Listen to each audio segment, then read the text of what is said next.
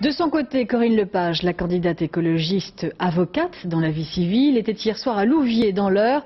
Sa cible, inchangée, les Verts. Serge Chiminot, Christelle Jorion. Au royaume de l'égalité du temps de parole, il n'y a plus de petits candidats.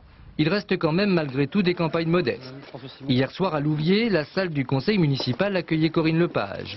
Sans chaise, pas une de plus pour recevoir les supporters de celle qu'on baptise en raccourci l'écologiste de droite.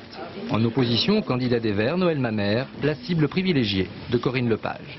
Il ne veut pas que nous débattions parce que je crois qu'il ne veut pas qu'on s'explique ensemble du bilan des Verts au gouvernement, qu'il ne peut pas défendre parce qu'il est indéfendable, et qu'il ne veut pas non plus que nous parlions clairement des différents programmes, le sien et le mien, parce que je crois très franchement que le sien ne tient pas la route. Les réunions publiques version Lepage, ça s'organise toujours de la même manière. Déroulé d'une trentaine de minutes sur les idées forces de son programme. Ensuite, le jeu des questions-réponses s'engage avec le public.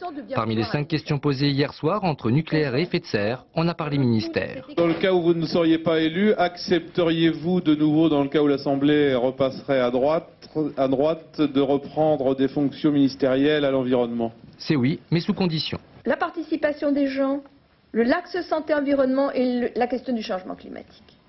Voilà. Alors, où on peut faire avancer les choses dans ces domaines-là, où on ne peut pas. Si on ne peut pas, j'aime mieux rester chez moi. Un petit tour et puis s'en va. Corinne Lepage est déjà très contente de participer à cette présidentielle. Elle pourrait ne donner aucune consigne de vote entre les 2 tours. Et comme beaucoup d'autres candidats, elle est entrée dans la course à l'Elysée pour préparer les législatives. Et plus, si affinité.